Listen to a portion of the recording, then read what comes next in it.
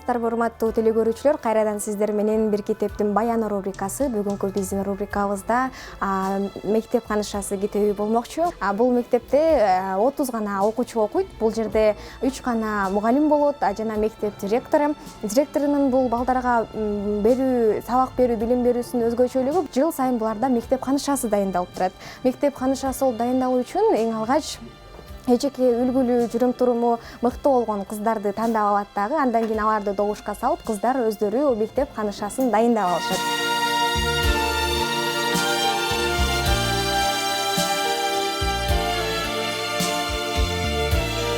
Май айында мектеп канышасы дайындалганда Китти Одонован дайындалып, анын бул учурда көптөгөн бут тосуулар болот.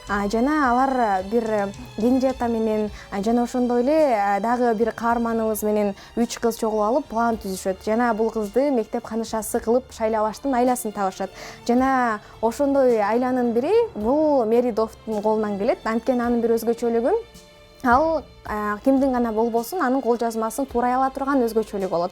Демек, адамдарда бизге шык жөндөм берилет экен, биз аны туура жака пайдалана билишибиз керек. Бирок ушул жерде Мэри Дофтун катачылыгы ал буну Киттини бут тосуу катары буга жамандык кылуу максатында колдонгондугу үчүн акыр аягында өзүнүн бул жөндөмдүүлүгү жамандык алып келип калат. Бул кезде ал айтат, булардын мектебинде мындай бир чектөө болот.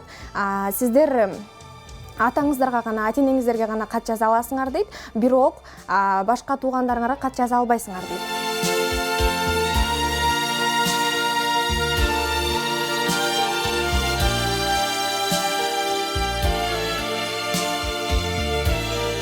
Эрежеден коюп койгон чектен чыккысы келбей, ошол жерден чыга албастан атасына гана жазган болот. Ошол жерден пайдаланып Мэри Дофт бул Киттинин кол жазмасын турайт дагы агасына кат жазып жиберет.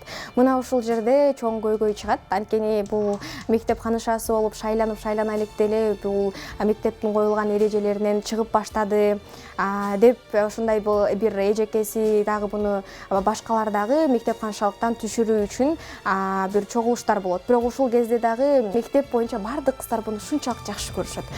Анан бул бардыгы эле буну андай кылбайт, бундай чектен чыкпайт дейт. Анан кыз айтат, болбосо текшерип көргүлө дейт. Ата-энеме, атама кат жазып көргүлө, кызыңардан кат бардыбы деп текшерип көргүлө дейт. Анткени бул Китти билет өзүнүн жазбагандыгын.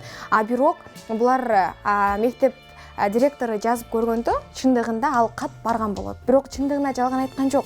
Бул жерде кээде ушундай болот экен. Бул айтат го, бул жалган менен чындык, көбүнчө жалган чындыктын кийимин кийип жүрөт депчи. Ошондой жерде бир торго түшүп калайын дейт Китти, бирок аягында акыры Китти ушундай жамандыктардан өтүп, өзүнүн бул ал ишти кылбагандыгын далилдеп, мектеп канышасы бойдон калат.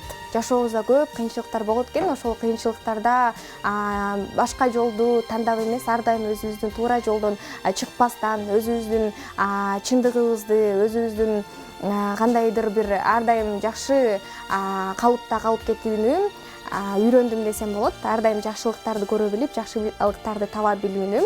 Ошондуктан да бардыгыңыздарга мектеп канышасы китебин окууну сунуштайм.